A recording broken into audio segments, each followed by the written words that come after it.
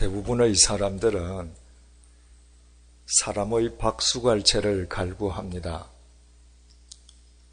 만약 사람들의, 그것도 보다 많은 사람들의 박수갈채 속에서 살아갈 수 있다면 수단과 방법도 가리지 않습니다.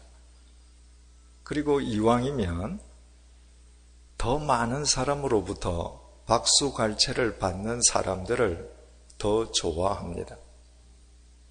많은 사람들이 인기 연예인을 좋아합니다. 좋아하는 이유가 뭐겠습니까? 인기 연예인이 더 도덕적이고 윤리적이기 때문에 인기 연예인을 더 좋아하겠습니까? 그렇지 않습니다. 실은 인기 연예인에 대해서 개인적으로 아는 것은 거의 전무하다고 해도 과언이 아닙니다. 그럼에도 불구하고 대중으로부터 더 많은 인기를 얻는 사람일수록 더 선호합니다. 이유는 그들이 받고 있는 박수갈채 때문이죠.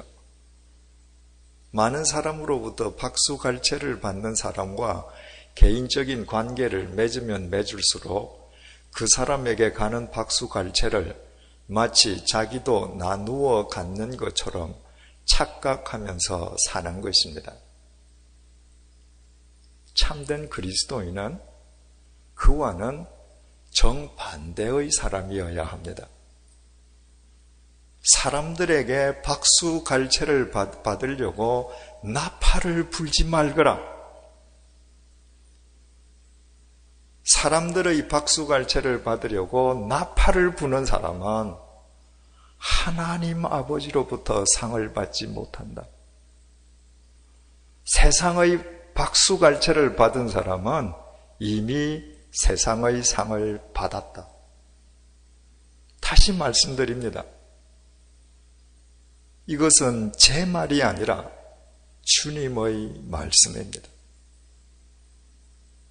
여러분, 하나님의 상을 의식하면서 사신 적이 있으십니까? 아니면 세상의 상을, 세상의 박수갈채를 받기 위해서 나팔을 불면서 살고 있습니까? 박수갈채라고 하는 것은 자기 자신을 과시하고 세상 사람들로부터 높임받고 존경받고 대접받고 싶은 마음의 총칭입니다.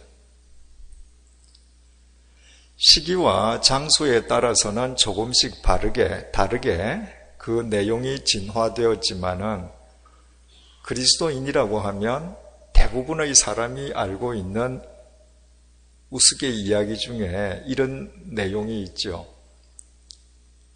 아무 직분도 없는 어떤 교인이 하나님의 부르심을 받고 천국에 갔다는 거죠. 갔더니 집사님들은 식사 시간이 되니까 다 셀프 서비스로 드시더라는 거예요. 아무 직분도 없는 교인들은 테이블에 앉아서 다 서빙을 받는데 서브하는 분들이 장로님들이라는 거죠. 목사님이 안 보여서 왜 목사님들은 안 보이십니까? 그랬더니 배달 나갔다고 그랬다 그러잖아요. 그 이유는 목사, 장로, 권사, 집사는 세상에서 박수갈채를 많이 받았으니까. 세상에서 상을 이미 받았으니까. 직분 없는 사람들은 핏도 없이 이름도 없이 헌신하고 봉사했으니까 하나님 나라에서 상급이 더 많다는 것이죠. 여러분, 모든 우스갯 얘기에는 교훈이 들어 있습니다. 이 우스갯 얘기가 우리에게 주는 교훈이 무엇입니까? 하나님의 나라는 절대로 평등하지 않다는 것입니다. 하나님의 나라는 평등하지 않습니다. 이 세상에서 여자의 몸에서 태어난 사람 중에 세례 요한보다 더 큰 사람이 없다. 바꾸어 말하면 세례 요한이 제일 크다는 것이죠. 그러나 천국에서는 극히 작은 사람이라 할지라도 세례 요한보다 크다.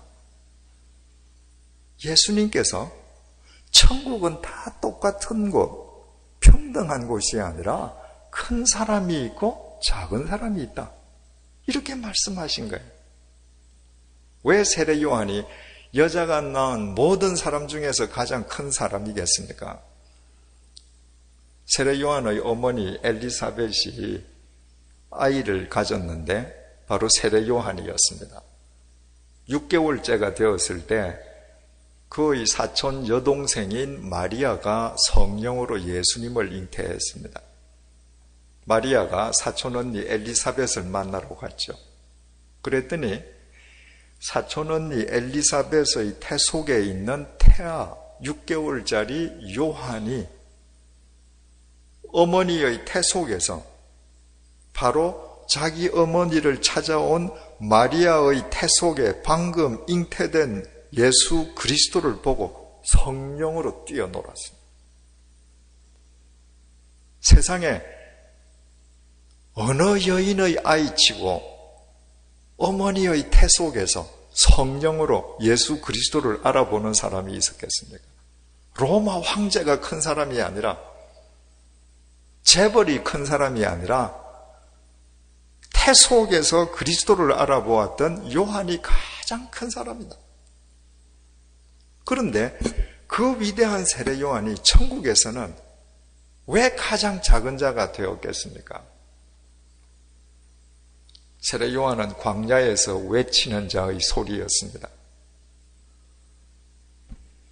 예수님께서 그에게 나타나셨을 때 아무도 예수님이 그리스도인 것을 알지 못할 때 태 속에서만 알아본 것이 아니라 성인이 되셔서 공생애를 시작하시는 예수님이 요단강에 나타나시는 것을 척 보고서 하나님의 어린 양이시다, 그리스도라고 이 세상을 향해서 이분이 메시아라고 선포했던 사람도 세례 요한이었습니다. 대단한 사람이죠. 그런데 그 세례 요한이 요단 강가에서 말씀을 전하기 시작하자 마가복음 1장을 보십시오. 온 예루살렘 성민들이 세례 요한에게 다 나왔습니다. 얼마나 설교를 잘했는지. 그 설교에 사람들이 다 매료당한 것입니다. 어느 정도로 매료당했는가?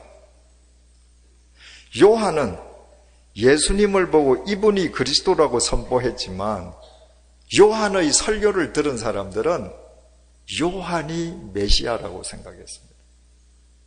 그래서 당신이 메시아 아닙니까? 아니요, 난 메시아가 아닙니다. 나는 내 뒤에 오실 메시아의 신발끈도 풀지 못합니다. 그러나 세상 사람들은 요한이 겸손해서 그렇게 말한다고 생각한 거죠. 세례 요한이 사람들로부터 그렇게 박수 갈채를 받다 보니까 영안이 흐려졌습니다. 어떻게 흐려졌던가요? 분봉왕 헤롯 안티파스가 자기 동생 빌립의 아내 헤로디아가 참 예쁘거든요. 자기 제수씨를 빼앗은 겁니다. 세례 요한이 공개 석상에서 분봉왕 헤롯 안티파스의 불의를 비판했습니다. 헤롯 안티파스가 그 말을 듣고 선지자님, 제가 잘못했습니다, 회개하기는커녕 오히려 괘씸하다고 감옥에 쳐넣었거든요. 감옥에서 세례 요한이 생각을 합니다. 내가 메시아라고 선포했던 그분이 정말 메시아라면 의를 행하다가 억울한 일을 당한 나를 감옥에서 빼내줘야 되는데 구명운동을 안 해주신단 말이죠. 자기를 빼내주지 않는단 말이죠. 그래서 세례 요한이 어떻게 합니까? 자기 제자를 예수님에게 보냅니다. 그리고 이렇게 묻습니다. 오실 그 이가 정말 당신 맞습니까?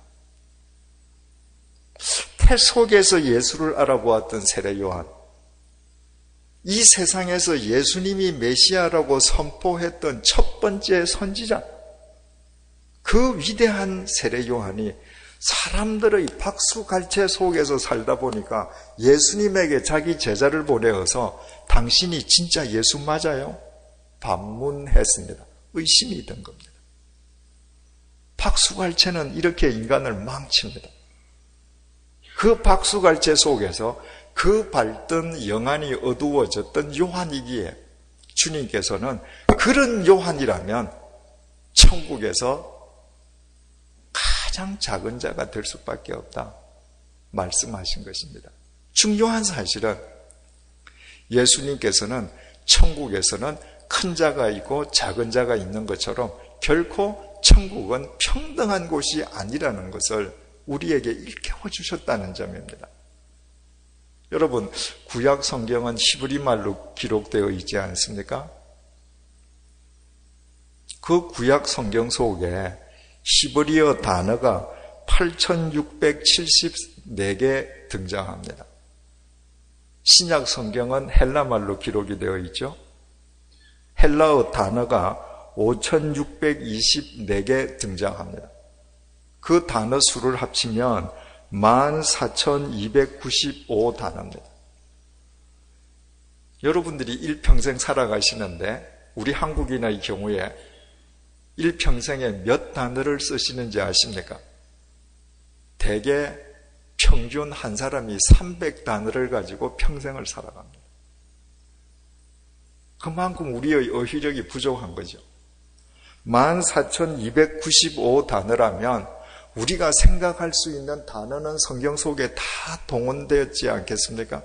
그러나 창세기부터 요한계시록까지 눈을 씻고 찾아보십시오. 평등, equality라는 단어는 단 한 번도 나오지 않습니다. 하나님은 평등하신 하나님이 아닙니다. 하나님은 equality의 하나님이 아니라 fairness, 공평하신 하나님입니다. 생각해 보십시오. 사도 바울처럼 주님을 위해서 자기 목을 내어 놓았던 사람, 우리처럼 크리스찬이라면서 대충 사는 사람이 천국에서 평등한 대접을 받는다면 과연 그것이 하나님의 정의일 수 있겠습니까? 하나님은 뿌린 대로 거두게 하시는 공평하신 하나님입니다. 누가 하나님 나라에서 큰 자이겠습니까? 세상의 박수갈채를 표대로 살지 않는 사람. 누가 천국에서 큰 자이겠습니까? 주님께서 약속하신 하나님의 상을 받기 위해서 자기가 무엇을 행하든 자신의 직분이 무엇이든 사람들 앞에서 자신을 가려가는 사람, 그 사람이 천국에서 큰 자입니다. 그런 관점에서 오늘의 본문은 정말 하나님 나라에서 하나님으로부터 큰 상급을 받고 하나님으로부터 큰 자라고 높임을 받았음이 분명한 사람을 성경이 우리에게 구체적으로 소개해주고 있습니다. 오늘 본문의 이야기는 그 유명한 안티옥 교회의 이야기입니다. 이 안티옥 교회는 이방 땅에 세워진 최초의 이방인을 위한 교회였습니다. 잠시 후에 다시 말씀을 드리겠습니다만은 그 이전에 이스라엘 영토 내에 세워진 이방인 교회는 있었습니다. 바로 고넬료 집이었습니다. 고넬료가 이스라엘 영토 내에 가이사랴에 살던 이방인 아닙니까? 베드로가 찾아가서 고넬료에게만 복음을 전한 것이 아니라 고넬료 가족, 친척, 친지들 모두 한 곳에 모여 있는 사람들에게 복음을 전하고 세례를 줬습니다. 교회는 건물이나 제도가 아니라 사람들의 모임이지 않습니까? 그러므로 베드로를 통해서 복음을 영접했던 그 고넬료의 친척, 친지, 가족들, 그 사람들의 모임이 이스라엘 영토 내에 세워진 첫 번째 이방인을 위한 교회였던 것입니다. 그런데 그 누구도 이스라엘 영토 밖에 있는 이방 지역에서 이방인을 위한 교회를 세우려고 생각하지 않았습니다. 그런데 역사상 이방 땅인 시리아 안티옥에 그곳에 사는 유대인들이 아니라 그곳에 사는 헬라인, 이방인들을 위해서 세워진 최초의 이방인 교회가 바로 시리아 안티옥 교회입니다. 복음이 유대인들만의 전유물이 아니고 이스라엘 영토 내에서만 유효한 복음이 아니라 복음은 보편성, 우주성을 지니고 있다는 것을 처음으로 확정시켜준 교회가 안티옥 교회였습니다. 대단히 중요한 거죠. 두 번째로 안티옥 교회가 기독교 역사에서 획을 긋는 것은 바로 이 안티옥 교회가 위대한 사도 바울을 배출한 교회이기 때문입니다. 본문 25절에서 26절 하반절을 제가 읽어보겠습니다. 바나바가 사울을 찾으러 다소에 가서 만남에 안티옥에 데리고 와서 둘이 교회에 1년간 모여 있어 큰 무리를 가르쳤고 이방 땅인 안티옥에 이방인을 위한 교회가 세워졌다는 소문이 예루살렘에 전해졌습니다. 그래서 예루살렘에 있는 그 모교회 사도들이 그 이방 땅 이방인 교회를 위해서 파송한 초대 목사가 바나바였습니다. 바나바가 안티옥 교회에 부임을 했는데 매일 교인들이 등록한단 말이죠. 자기 혼자 역량으로는 그 교회를 목회하는 것이 역부족이었습니다. 그때 바나바가 생각했던 사람이 자기와 예전에 교분을 가졌던 바울, 당시 이름은 사울이었죠. 바로 그 바울이었습니다. 그래서 고향 다소에서 집거하고 있는 바울을 시리아 안티옥에 있는 바나바가 근 200여 킬로미터나 걸어가서 바울을 권유해서 안티옥 교회로 데리고 와서 안티옥 교회에 바울이 공동 목사로 공동 목회를 했습니다. 그러다가 안티옥 교회 교인들이 그 바나바와 바울을 전도자로 파송하지 않습니까? 그래서 위대한 전도자 바울을 배출합니다. 그 바울이 1차, 2차 전도 여행을 하면서 지중해 세계에 복음이 스며들게 되지 않습니까? 그 바울은 본래 예수님을 믿던 사람이 아니었지 않습니까? 예수님을 믿던 사람들을 잡아다가 감옥에 가두고 핍박하는 것을 천직으로 삼던 예수님의 대적이었습니다. 그런데 예수님은 그 예수님의 대적이었던 바울을 위대한 바울로 당신의 능력 안에서 변화시키신 것입니다. 뭘 보여주셨는가? 복음의 우월성입니다.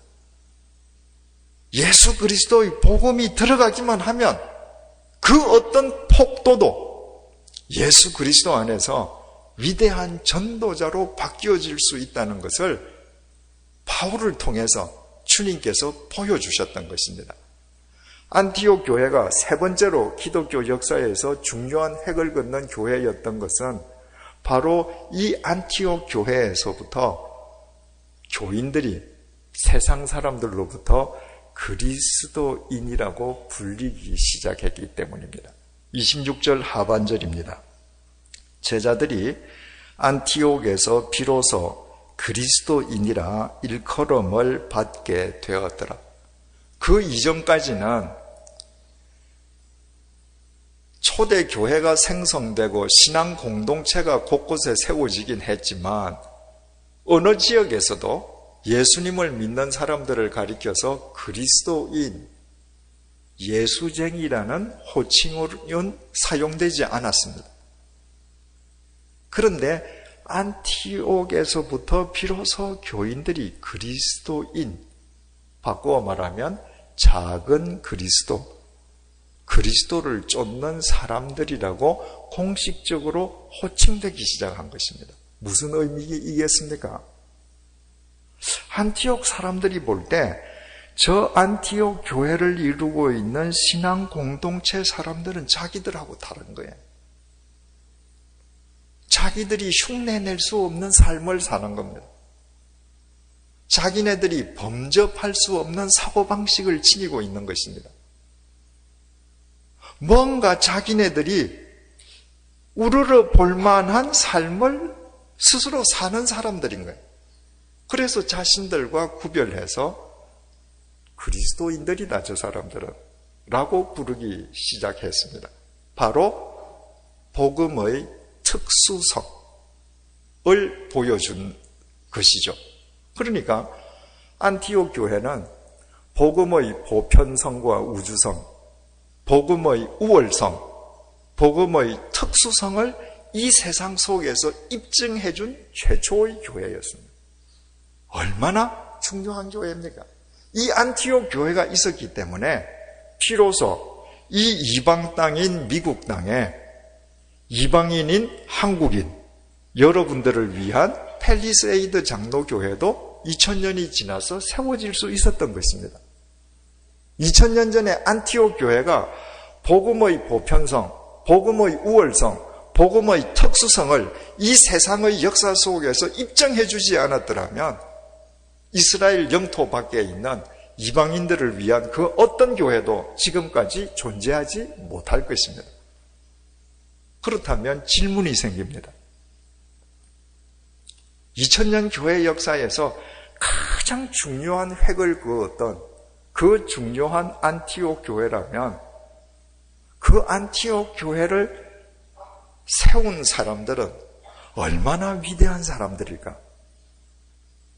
그들의 이름은 얼마나 세상 사람들로부터 박수갈채를 받았을까? 그들은 위대한 사도였을까? 당연히 이런 질문이 제기됩니다. 그 질문에 대해서 오늘의 본문이 답변하는 것입니다. 사도행전 8장에 스데반의 순교로 인해서 예루살렘에서 기독교인에 대한 대핍박이 일어나지 않습니까? 그래서 예루살렘의 기독교인들이 동서남북으로 흩어집니다. 디아스포라들이 생기죠. 그 그리스도인들은 전부 유대인이었단 말이죠. 초기 기독교 예루살렘 모 교회의 그리스도인들은 다 유대인들이거든요. 그래서 디아스포라 크리스찬 유대인들이 생긴 것이죠. 그들이 예루살렘을 떠나서 구브로, 지금 지중해의 사이프러스, 그리고 베니게, 지금 레바논, 또 안티옥, 지금 제가 말씀드린 터키 영토인 안타키아, 시리아의 안티옥까지 흩어진 유대 그리스도인들이 있었습니다. 그런데 그 유대인들이 자신이 흩어져서 정착한 곳에서 복음을 전하기는 전하는데 자신들이 유대인들이기 때문에 현지에 있는 유대인들에게만 복음을 전했다는 것입니다. 이유는 두 가지 때문입니다. 초기 기독교 유대 그리스도인들은 주님을 믿긴 믿지만은 그리스도의 복음은 유대인들의 전유물이라고 되게 잘못 알고 있었거든요. 그러니까 이방 땅에 가서도 이방인들에게 복음을 전할 생각을 못하는 것이죠. 유대인들에게만 복음을 전하는 거예요. 두 번째 이유는 유대인들 가운데에 혹 복음의 우주성, 보편성을 깨달은 사람들이 있다 할지라도 그들의 엄격한 민족적 관습 때문에 감히 이방인에게 복음을 전할 용기를 내지 못했던 것입니다. 유대인들은 오래도록 유대인 이외의 인간들은 모두 열등한 존재, 짐승 같은 존재로 비하했습니다. 유대인처럼 세계에서 인종차별적인 민족이 없습니다. 그러니까 유대인들은 이방인들과 접촉해서 말을 나누는 것은 물론이고 그들과 교제한다, 그들과 음식을 먹는다 철저하게 금기시했습니다. 만약에 유대인들 가운데에서 이방인과 교제하는 사람이 있을 때 유대인 공동체에서 파문을 당합니다. 유대인에게 있어서 유대인 공동체로부터의 파문은 죽음과도 같은 것입니다. 그러니까 초기 크리스찬 유대인들 가운데에서도 그와 같은 유대인의 관습이 뇌리 속에 꽉 차 있었기 때문에 행여라도 이방인에게 복음을 전했다가 같은 유대인들로부터 비난받을까 두려웠던 것입니다. 잠시 후에 말씀드리겠습니다마는 고넬료에게 복음을 전했던 베드로까지도 예루살렘 모교회 교인으로부터 혹독하게 비판을 받았거든요. 그러니까 어떤 유대인도 이방 땅에 가서 이방인들에게 복음을 전할 용기를 감히 내지 못했던 것입니다. 그 흩어진 사람들 중에서 구브로, 지금 지중해 사이프러스, 그리고 구레네, 아프리카의 리비아에서 살던 사람들 가운데에 몇 사람이 바로 시리아의 안티옥으로 이주했습니다. 그리고 그들이 유대인에게만 복음을 전한 것이 아니라 그 안티옥에 살고 있는 헬라인, 이방인들에게도 담대하게 복음을 전하는 용기를 낸 것입니다. 그들 덕분에 이방인들이 예수님을 영접하고 그 유명한 이방인 교회가 세워지게 된 것입니다. 누가 세웠다고요? 이름이 없습니다. 우리 본문은 몇 사람이라고만 번역하고 있습니다. 몇 사람이라고 하면 숫자를 중요시하는 표현이죠. 직업, 나이, 학력, 경력, 이력은 알 수 있지만 그 사람들 숫자가 불분명할 때 그 사람들 몇 사람이어서 이렇게 표현하지 않습니까? 헬라어 원문에는 그렇게 기록되어 있지 않습니다. 티네스, 안드레스, 몇 사람이 아니라 어떤 사람들이라고 기록되어 있습니다. 나이도 모르고 직업도 모르고 그들의 경력도 모르고 더더욱 그들의 숫자도 모릅니다. 안다면 그들이 아프리카 리비아와 지중해의 사이프러스 섬에서 살다가 시리아의 안티옥으로 이민 왔다는 것, 그것밖에 모릅니다. 왜 모르겠습니까? 여러분, 사도행전을 누가 썼습니까? 누가가 썼습니다. 의사 누가입니다. 그 의사 누가는 어떤 사람이었습니까? 사도행전 16장 드로아에서 바울을 만나서 주님을 영접한 뒤에 바울이 로마에서 참수형을 당해서 죽을 때까지 바울의 수종을 들었던 사람입니다. 바울이 로마의 감옥에 갇혀 있을 때 다른 동역자들은 다 바울을 떠났지만 누가만 바울이 죽을 때까지 바울의 곁을 지켰습니다. 바울이 누구죠? 안티옥 교회의 목사였습니다. 안티옥 교회가 세워지고 나서 20년 있다 목사한 사람이 아닙니다. 안티옥 교회가 세워진 초기에 바나바가 목회자로 파송되었다가 자신이 역부족이기 때문에 바울을 데리고 와서 1년 동안 공동 목회를 했으니까 창립 초기 목사입니다. 바울이 안티옥 교회 목사였다는 것은 안티옥 교회를 세운 사람들이 누군지 바울은 다 알고 있었다는 얘기입니다.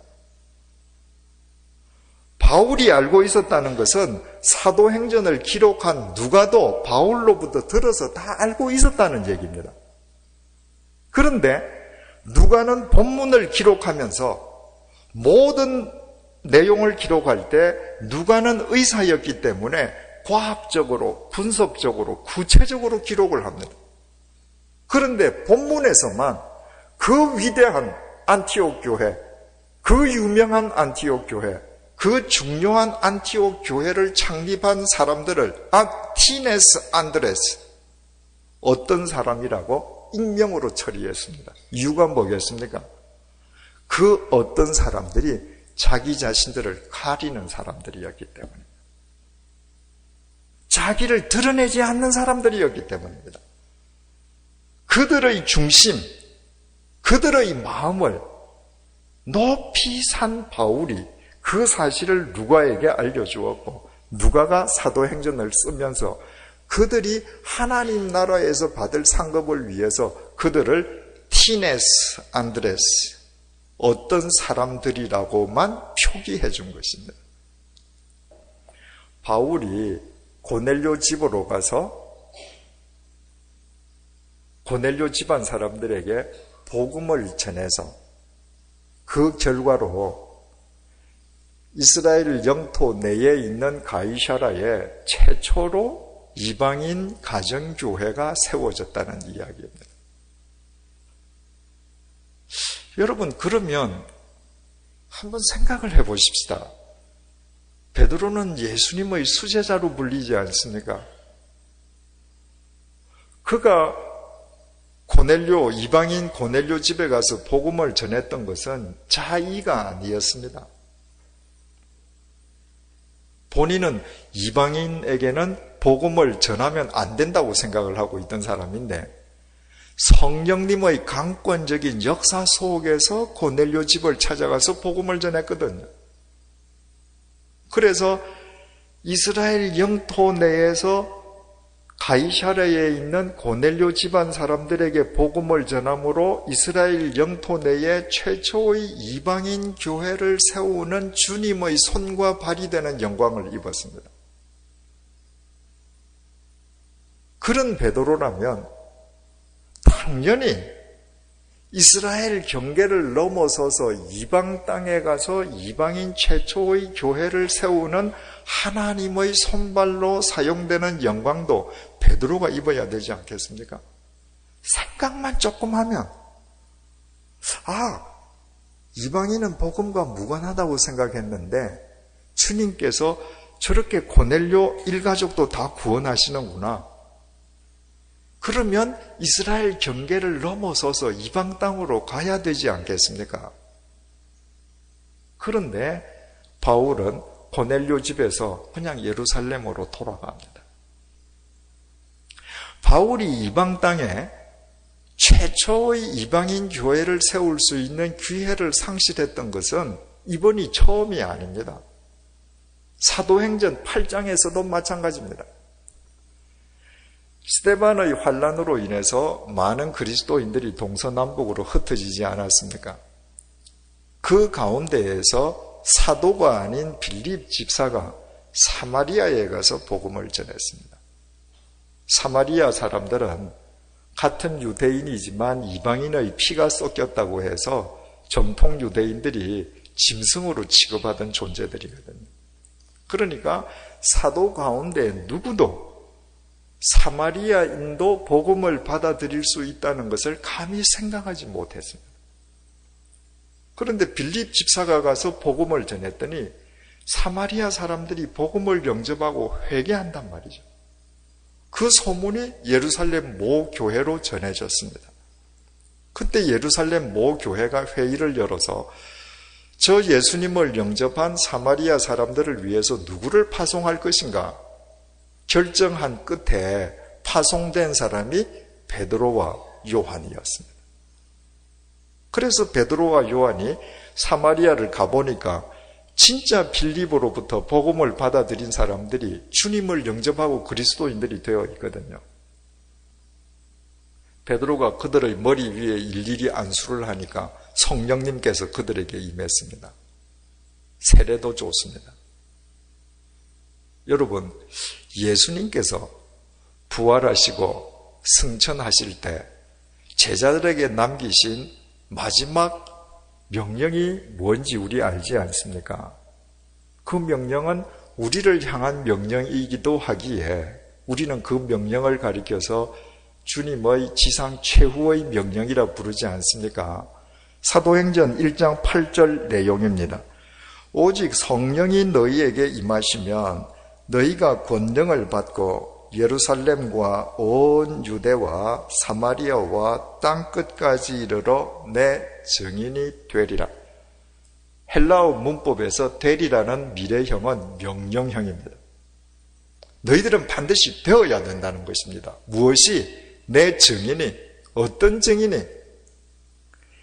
예루살렘에서 유대와 사마리아를 거쳐서 땅끝까지 이방 세계까지 내 증인이 되어야만 한다.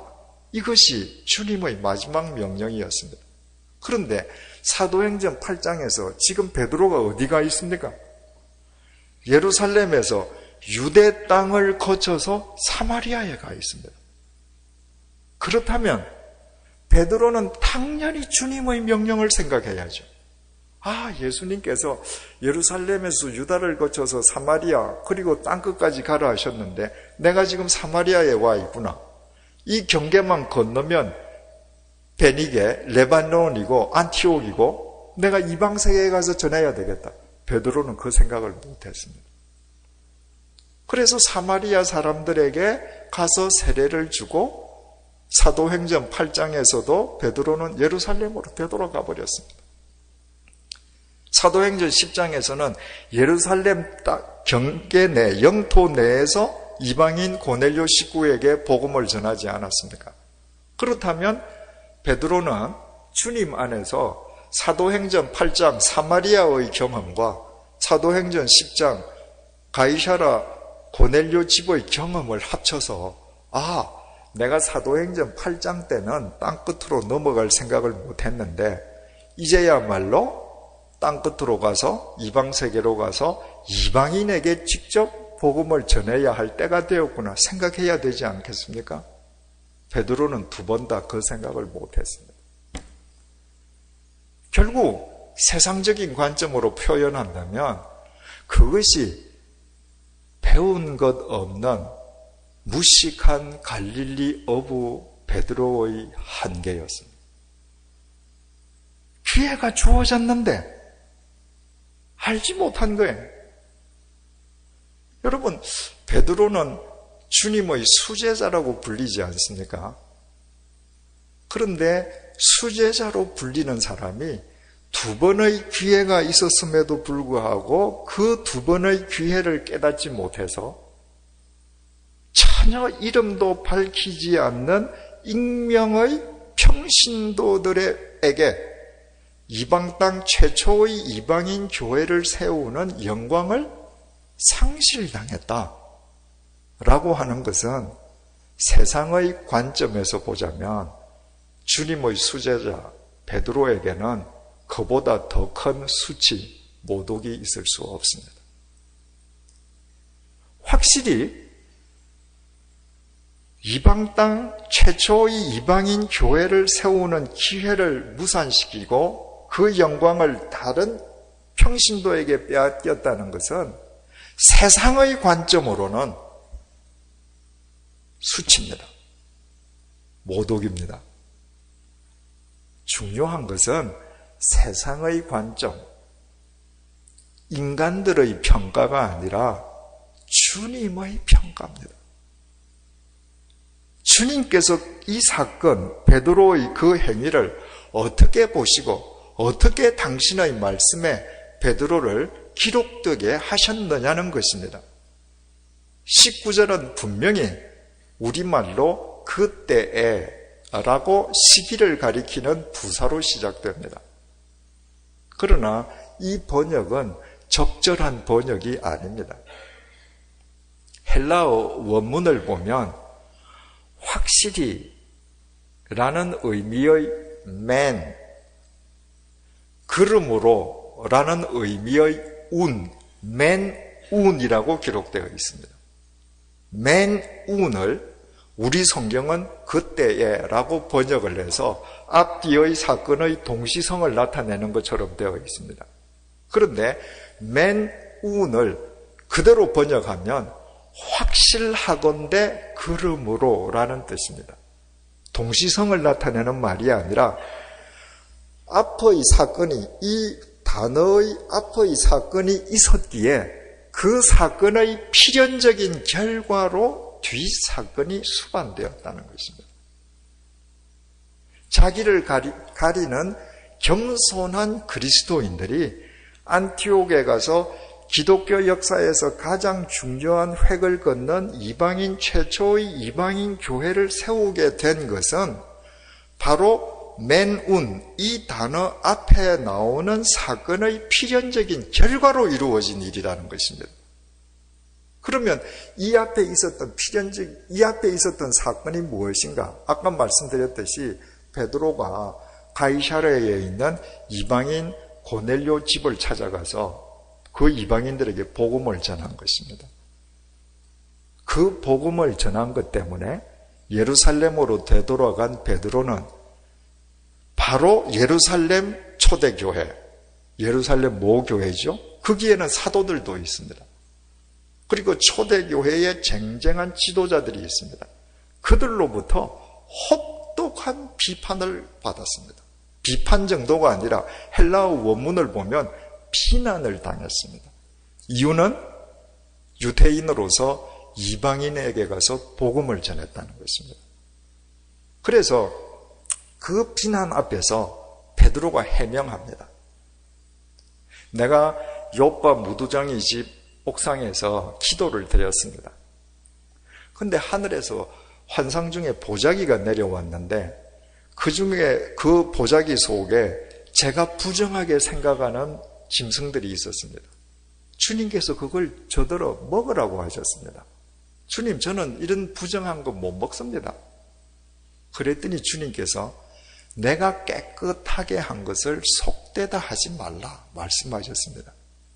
그런데 그 환상이 한 번이 아니라 두 번째에도 반복되었고 똑같은 환상이 3번 반복되었습니다. 그와 동시에 누군가가 문을 두드려서 나가보았더니 가이사랴에 있는 이방인 고넬료라는 사람이 나를 찾아서 보낸 사람들이었습니다. 그때 성령님께서 내게 말씀하셨습니다. 내가 보낸 사람들이니 의심하지 말고 따라가라. 그래서 저는 그 사람들 따라갔습니다. 갔더니 가이사랴 이방인 고넬료 집이었는데 고넬료만 있는 것이 아니라 고넬료 가족, 친척, 친지들이 다 한자리에 모여 있었습니다. 그들이 저로부터 복음을 듣기를 원했습니다. 그래서 제가 그들에게 복음을 전하기 시작했습니다. 제가 복음을 전하는데 우리가 처음 받았던 성령님, 그 똑같은 성령님께서 그들에게 임하시는 것이 보였습니다. 우리에게 주신 그 선물을 주신 하나님께서 그들에게도 똑같은 선물을 주시는데 내가 무엇이간데 하나님의 역사를 가로막을 수 있겠습니까? 그래서 내가 그들에게 세례를 베풀었습니다.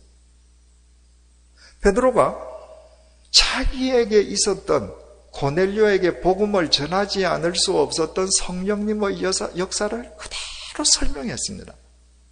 그 말을 다 들은 예루살렘 모교회 교인들이 11장 18절에서 이렇게 결론을 내렸습니다. 그들이 이 말을 듣고 잠잠하여 하나님께 영광을 돌려 이르되 그러면 하나님께서 이방인에게도 생명 얻는 회개를 주셨다 하니라. 이것이 예루살렘 모교회의 결론입니다.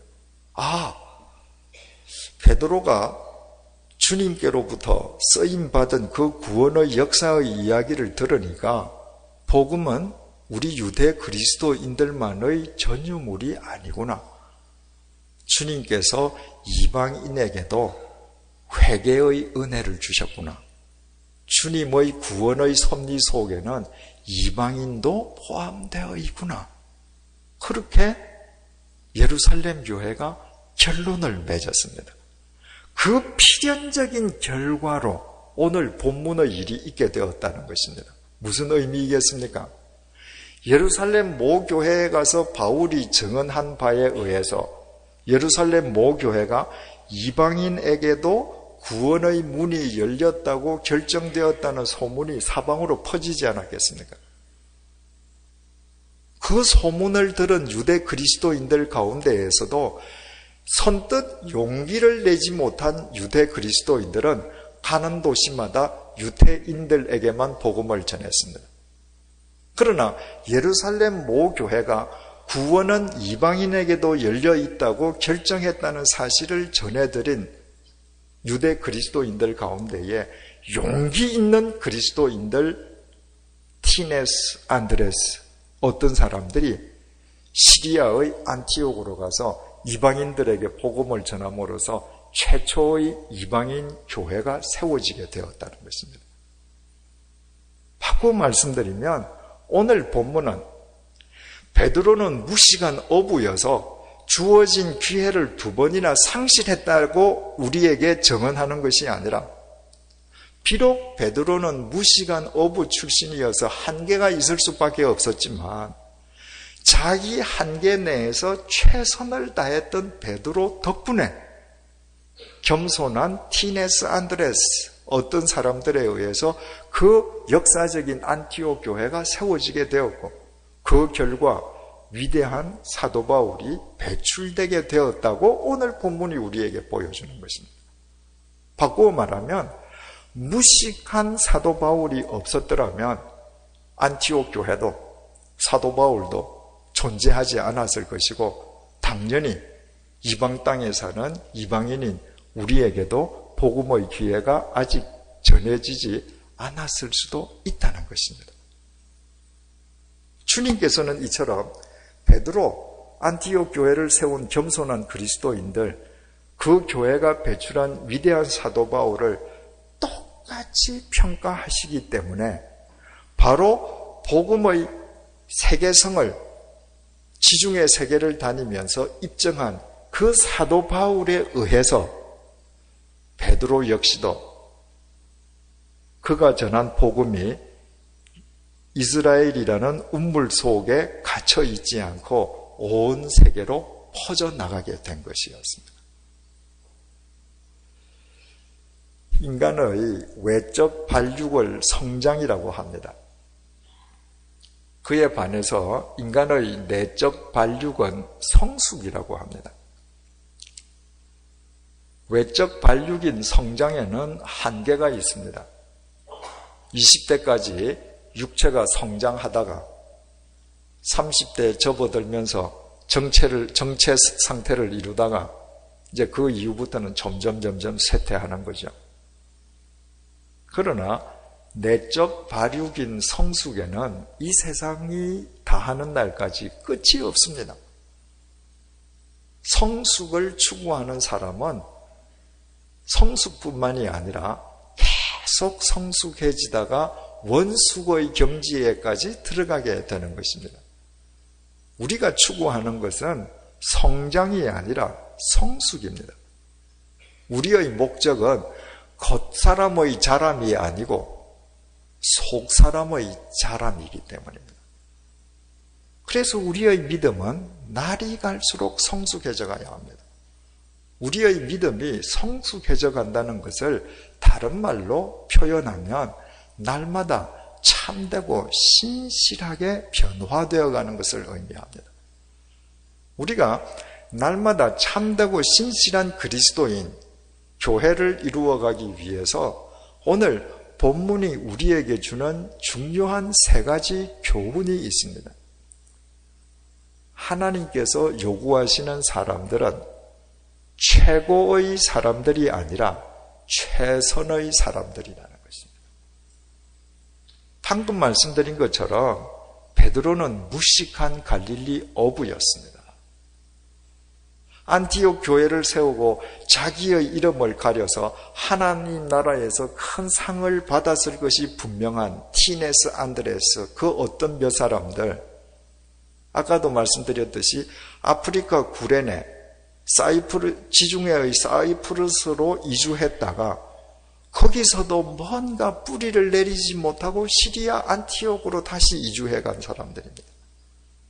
그들이 만약에 2000년 전 로마 제국에서 최고의 사람들이었더라면 시리아 안티옥으로 가지 않고 로마 제국의 수도 로마에 뿌리를 내렸을 것입니다. 우리는 사도 바울을 대단하게 평가하죠. 그러나 2000년 전 지중해 세계를 장악한 로마 제국 내에서 볼 때 사도 바울은 무명의 존재입니다.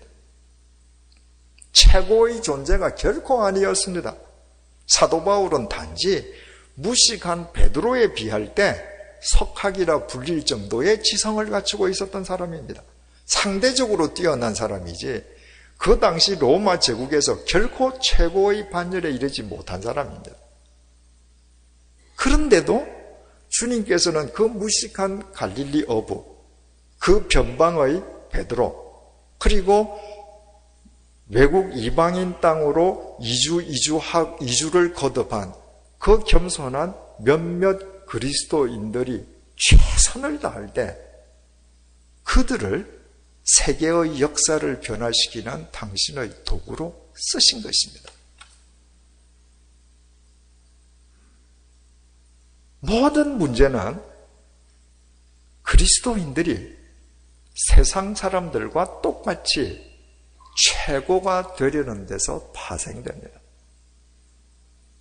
최고가 되려고 하기 때문에 지성인들도 쉽게 불의와 타협합니다. 그리스도인들이 최고가 되려고 하기 때문에 신앙 양심을 삶의 현장에서 거리낌 없이 줘버립니다. 최고를 지향하면서 수단과 방법을 가리지 않는 사람이 경제적으로, 권력으로 최고의 자리에 오를 수는 있습니다.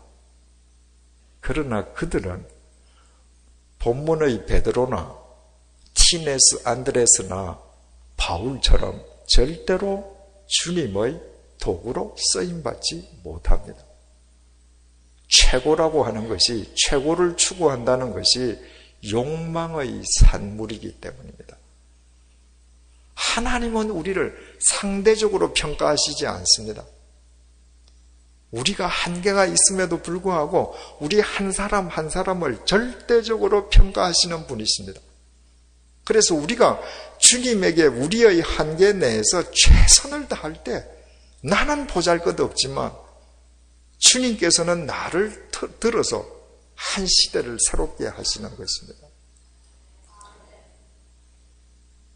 두 번째 교훈은 우리가 주님 앞에서 최고의 사람이 아니라 최선의 사람으로 살아가기 위해서는 어떤 경우에든지 인간의 박수갈채가 아니라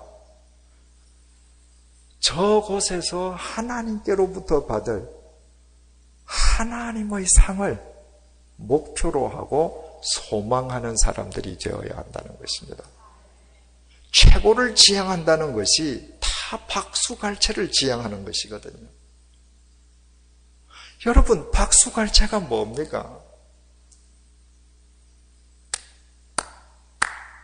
한순간 공기의 진동에 지나지 않습니다. 이것처럼 허무한 것이 없습니다. 왜 전 세계적으로 인기 연예인들이 마약을 합니까? 다는 아니지만 인기 연예인들이 그런데 왜 많이들 빠집니까? 이유는 간단합니다. 그들은 공기의 진동으로 끝나버리는 이 박수갈채를 인생의 목표로 삼거든요. 박수갈채를 향해서 뛰어가는데 박수갈채는 받는데 집에 돌아오면 허전한 겁니다.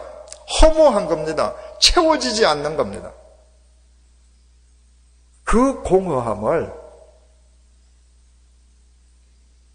엉뚱한 것으로 채우려 하기 때문에 쉽게 마약이니 무슨 프로포폴 이런 데 빠져드는 것입니다.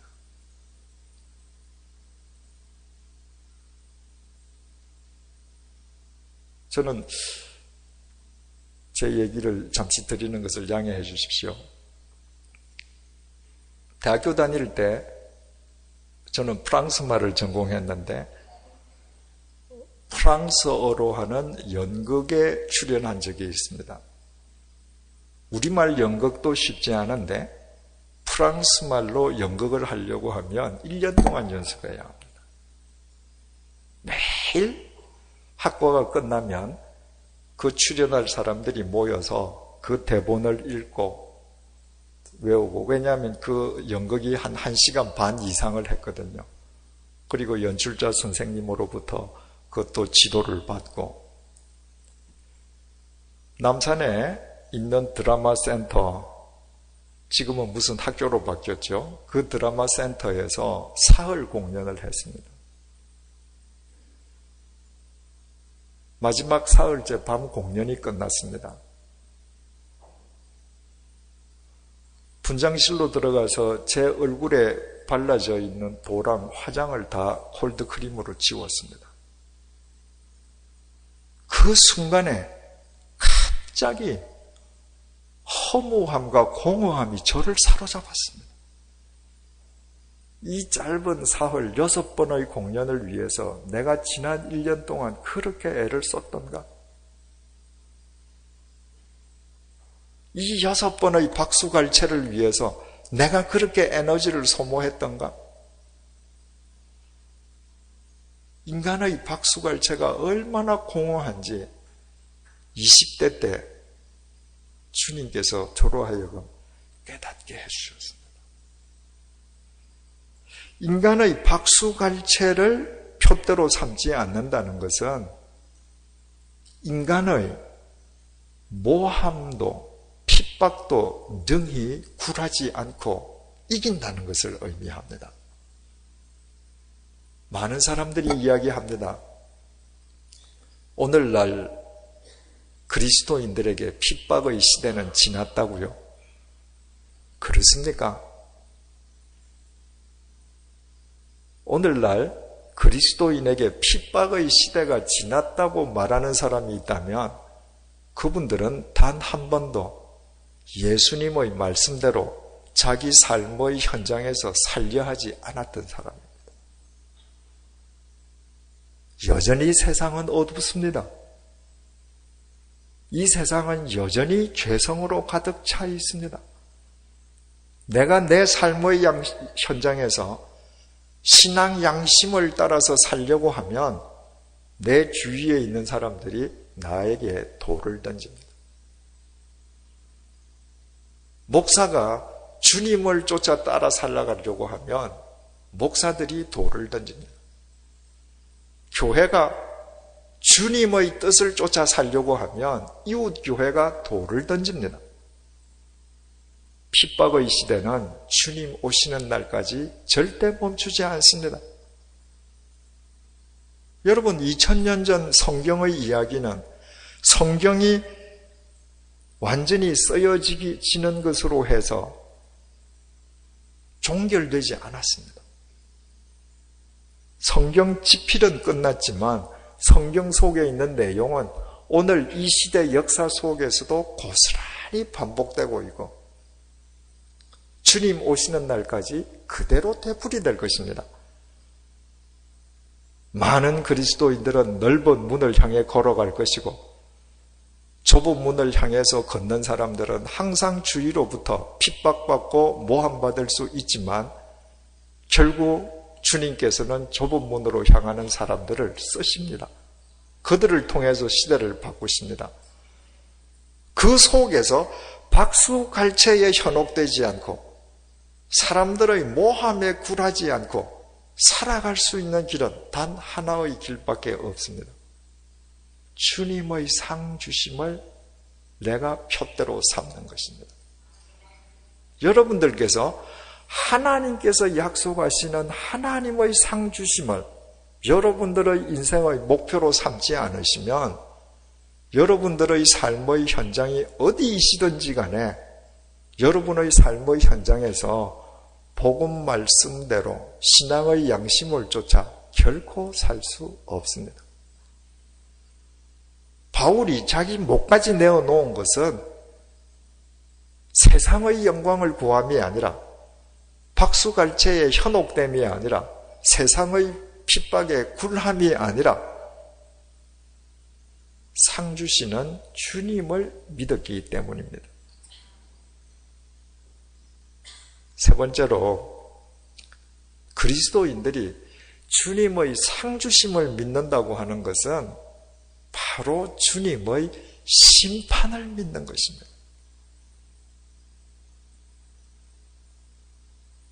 오늘 그리스도인들의 신앙생활에서 심판이라는 이 단어가 실종되었습니다. 바울이 가이사라의 감옥 속에 2년 동안 갇혀 있었습니다. 벨릭스 총독이 가이사라의 감옥 속에 갇혀 있는 예수쟁이 바울의 소문을 들었습니다. 그래서 벨릭스 총독이 바울을 불렀습니다. 질문을 던집니다. 바울아, 네가 전하고자 하는 예수 믿는 도가 도대체 뭐냐? 한번 핵심을 얘기해봐라. 사도행전 24장 25절에 의하면 바울이 세 단어로 대답했습니다. 기독교의 핵심은 첫째, 의, 둘째, 절제, 셋째, 심판입니다. 이 66권 성경을 세 단어로 압축하면 의, 절제, 심판입니다. 의, 여러분들 잘 아시죠? 성경에 나오는 의는 하나님과 바른 관계를 의미합니다. 내가 그리스도 안에서 하나님과 바른 관계를 맺으면 그분의 의를 힘입어 의로운 삶을 살게 되는 것이죠. 절제. 이 절제라는 말도 적절한 번역은 아닙니다. 우리말 절제는 좀 줄여서 하는 거 아닙니까? 돈을 많이 쓰는 사람에게 얘, 너 왜 그렇게 돈 많이 쓰냐? 좀 절제해서 살아라. 그 얘기는 돈을 아예 쓰지 말라가 아니라 조금 절약해서 살라는 말이고, 남편이 술독에 빠져 있으면 여보 술 좀 절제하세요. 이 말은 끊으라는 말이 아니라 좀 적당하게 마셔라 이 얘기지 않습니까? 그런데 헬라어 성경에 기록되어 있는 앵크라테이아는 절약을 의미하는 절제가 아니라 put aside, 제쳐버리는 겁니다. 내가 그리스도인으로서 하지 말아야 될 것은 put aside, 아예 제쳐버리는 것. 칼로 무를 자르듯이 잘라내어버리는 것입니다. 그게 거룩이거든요. 거룩이라는 것은 구별 아닙니까? 마지막으로 심판. 여러분, 주일 예배 때마다 우리가 사도신경으로 주님께 우리의 신앙을 고백하지 않습니까? 그 사도신경 내용 중에 뭐가 있습니까? 저리로서 산 자와 죽은 자를 심판하러 오시리라. 사도신경으로 고백할 때마다 심판을 믿는다고 고백합니다. 그런데 정말 심판을 믿는가? 그리스도인들이 질문했을 때 선뜻 대답은 못하지만 기독교의 요체가 의, 절제, 심판 세 단어야. 이렇게 설명드리면 아 맞아. 그렇게 배워서 다 동의하시고 그 세 단어를 다 이해하실 것입니다. 거의 모든 그리스도인들이 이처럼 기독교의 요체가 세 단어라는 것을 이해는 하고 계시지만 이것이 왜 삶 속에 적용되지 않는가? 이유는 기독교의 요체는 의, 절제, 심판이지만 신앙의 전개 과정은 바꿔 말해서 신앙의 진전은 역순으로 이루어진다는 것을 모르기 때문입니다. 심판을 믿는 사람만 자기 삶 속에서 잘라낼 것 잘라낼 수 있습니다. 그런 사람만 결과적으로 주님과 바른 관계를 평생 맺게 되는 것입니다. 예를 들어서 설명을 해드릴게요.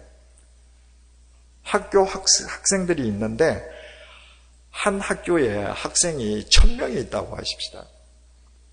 각 클래스의 담임 선생님들이 학생들에게 어나운스를 합니다. 여러분, 내달 15일에 시험이 있습니다. 내일 또 어나운스 해요. 누가 공부하고 누가 공부 안 합니까? 선생님이 아무리 시험이 있다는 것을 매일 어나운스 해도 시험을 전혀 중요하지 않다고 생각하는 사람, 시험에 대해서 관심이 없는 학생, 공부하지 않습니다. 집에 가서 전자오락하고 놀 거 다 놀죠. 그러나 선생님이 내달 15일에 시험이 있다. 그 시험이 자기 인생에서 얼마나 중요한지 깨닫는 학생만 시험의 어나운서가 발표되는 그 순간부터 놀고 싶은 거 put aside, 끊어버리죠. 반드시 해야 될 공부 반드시 하는 겁니다. 그 결과로 좋은 성적을 얻는 것입니다. 여러분, 우리 그리스도인들이 하나님의 심판을 내 마음속에 새기고 우리가 사도신경으로 고백할 때마다 주님 앞에 신앙을 고백하는 것처럼 내 코끝에서 호흡이 멎는 순간에 하나님의 심판대 앞에 서야 한다는 것을 내가 마음속에 새기고 믿지 않으면 내 삶에서 절제는 절대 이루어지지 않습니다. 결과적으로 우리는 평생 무늬만 그리스도인으로 살아갈 수밖에 없습니다.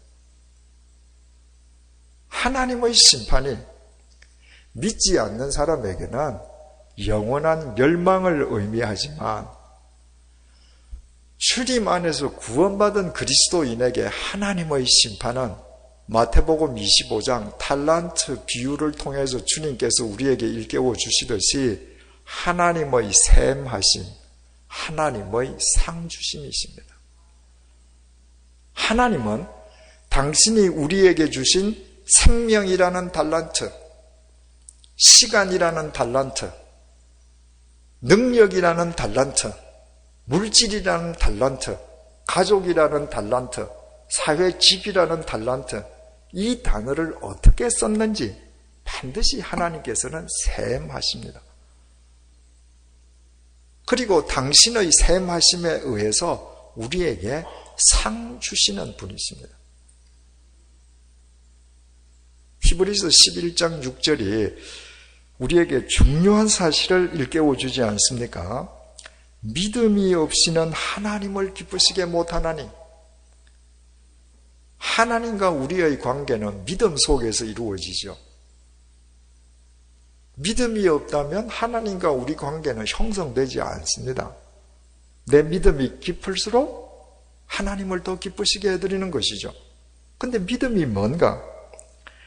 믿음이 없이는 하나님을 기쁘시게 하지 못하나니 하나님께 나아가는 자는 반드시 그가 계신 것과 뭘 믿어야 하는가? 내가 어디에 있든지 그 현장에 하나님께서 계신다는 거 믿어라. 그게 믿음이다. 여러분, 우리는 하나님을 무소부재하신 하나님이라고 고백하지 않습니까? 무소부재가 뭡니까? 안 계신 곳이 없다는 겁니다. 내가 어디에 있든지 그 현장에 주님께서 계신다는 것입니다. 그 사실을 아시면 여러분들이 주머니를 더 불리기 위해서 거짓말할 수 있겠습니까? 여러분의 지갑을 두텁게 하기 위해서 신앙 양심을 버릴 수 있겠습니까? 여러분께서 그리스도인임에도 불구하고 쉽게 여러분의 삶 속에서 불의와 거짓이 횡행하는 것은 하나님은 이 예배당 안에만 계신다고 착각하시기 때문입니다. 그런 믿음으로는 하나님을 절대로 기쁘시게 할 수가 없습니다.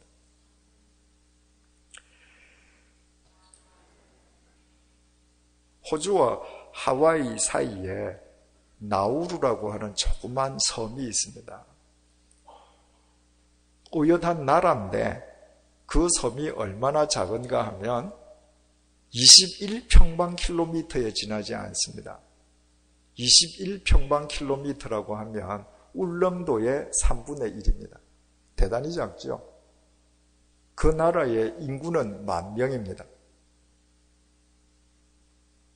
그 나우루 섬은 산호초에 둘러싸여 있는 섬인데 수만 년 전부터 그 섬은 새들의 천국이었습니다.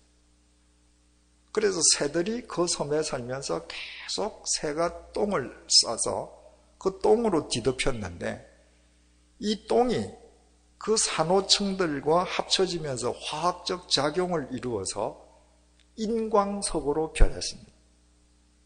온 섬 자체가 노천 인광석 광산이 된 겁니다. 인광석이라고 하는 것은 화학 비료를 만드는 중요한 재료가 됩니다. 1888년에 유럽 제국들이 아시아, 태평양 이런 섬들을 전부 다 가서 정복하고 식민지화할 때 독일인들이 들어가서 그 조그만 섬을 발견하고 그 섬이 노다지, 인광석, 자연 채굴광이라는 것을 알았습니다. 그래서 독일인들이 바로 나우루 원주민들을 시켜서 근로자로 써서 인광석을 채굴하기 시작하면서 영국 자본, 호주 자본, 독일 자본 경쟁적으로 들어가서 인광석을 퍼내었습니다. 2차 대전이 끝나고 나서 1968년에 신탁 통치를 거쳐서 나우루가 정식 국가로 독립했습니다. 독립함과 동시에 인광석 광산이 전부 다 나우루 국가 소유가 된 것입니다. 그러니까 전통적으로 농부업으로 살고 외국 자본들이 인광석을 채굴할 때 거기에 인부로 살던 사람들에게 하루아침에 돈벼락이 떨어진 겁니다. 그냥 캐서 팔면 되니까 특별한 기술이 없습니다. 노천광이니까. 이 1만 명의 국가 주민들에게 얼마나 많은 돈이 돌아갔든지 1980년대에 1인당 소득 2만 불을 돌파했습니다. 대한민국은 2007년도에 2만 불이 됐습니다. 1980년도 2만 불하고 2007년도 2만 불이 같겠습니까? 초등학교 모든 교육 무료, 모든 의료비 무료, 국가가 모든 국민에게 주택을 무료로 주었습니다. 한 번도 외국을 나가본 적이 없는 나우루 국민들이 전세기를 내어서 싱가포르, 하와이로 쇼핑을 다녔습니다. 호주 멜버른에서 럭비 경기가 있으면 전세기를 내어서 럭비 경기를 보러 갔습니다. 그 나우루 섬에 섬을 일주하는 도로가 있는데 도로 총 길이가 18km밖에 안 됩니다. 그런데 고급 외제 수입차를 저마다 수입했습니다. 아무도 음식을 하지 않았습니다. 호주, 뉴질랜드, 미국 이런 나라로부터 가공식품을 수입을 했습니다. 1968년도에 독립해서 돈벼락을 맞았는데 90년도에 접어들면서 문제가 생겼습니다. 첫째, 인광석이 무궁무진한 게 아니거든요. 이 자원이 끝을 보이기 시작한 겁니다. 두 번째, 전 국민이 일하지 않고 계속 놀고 먹으면서 수입 가공식품만 먹었더니 90%가 비만증, 50%가 당뇨병 환자가 된 것입니다. 2003년도에 나우루 섬의 인광석은 공식적으로 바닥이 났습니다. 2005년도에 그 나라는 파산했습니다. 돈잔치를 시작한 지 불과 30여 년 만에 망한 것입니다. 여러분, 그 나우루 섬과 인광석을 가만히 이야기를 들여다보면 그 이야기를 축소하면 축소할수록 바로 우리 개개인의 인생과 똑같습니다. 사람들은 저마다 생명이라는 인광석이 무궁무진하리라고 착각합니다. 사람들은 아무리 나이가 들어도 자기만은 천년 만년 살 것처럼 착각하는 거예요. 나이가 들어서 아유 이제 죽어야지 이런 분들일수록 죽음 이후를 대비하셔야죠. 그럼 화를 냅니다. 전혀 준비 안 하는 겁니다. 자기는 예외라고 대부분 생각하거든요. 그래서 세상의 박수갈채를 위해서, 욕망을 위해서 생명, 이 천하보다 더 귀한 자기 생명을 마구 갉아먹는 것입니다. 그러다가 어느 날 코끝에 호흡이 멈추면 하나님 심판대 앞에 서야 합니다. 지혜가 뭔지 아십니까? 내 생명은 나우르 섬의 인광석처럼 언젠가는 고갈된다. 언젠가는 끝난다. 그 시기를 나는 알지 못한다. 저분만 아신다. 그래서 오늘 내가 그리스도인으로 걸어야 할 길을 최선을 다해서 뚜벅뚜벅 걸어가는 것입니다. 바울, 베드로, 본문의 익명의 그리스도인들은 자기를 가리면서 하나님 나라에서 큰 상급 받는 자가 되었지만 바울과 베드로는 거꾸로 자기 이름을 내걸고 사는 사람이었습니다. 어디 가서든지 사도 바울, 사도 베드로라고 이름을, 기치를 내걸어야만 했습니다. 그렇지만 그들은 세상 사람들로부터 세상 사람들로부터 받는 박수갈채에 현혹되거나 그 박수갈채에 맛을 들여서 그 박수갈채를 표대로 삼지 않기 위해서 날마다 자기들을 쳐서 복종시키고 죽였습니다. 그 결과 이름을 내걸고 살면서도 주님을 위해서 목숨까지 내어놓았습니다. 그래서 그들은 아직까지도 2000년이 지난 지금까지도 성경의 위대한 사도로 살아있고 오늘 본문의 익명의 그리스도인들, 그들의 이름은 누군지 모르지만 우리가 하나님 나라에 가면 이 위대한 자기를 가린 그리스도인들이 누구인지 하나님 앞에서 낱낱이 알게 될 것입니다. 사랑하는 펠리세이드 교우 여러분,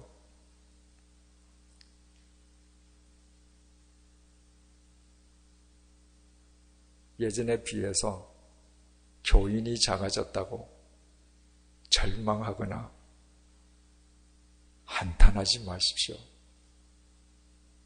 오늘날 터키 영토인 안타키아, 본문의 시리아 안티옥을 찾아가면 본문에 나오는 초대교회 교인들이 박해 시절에 숨어서 예배드리던 동굴이 남아 있습니다.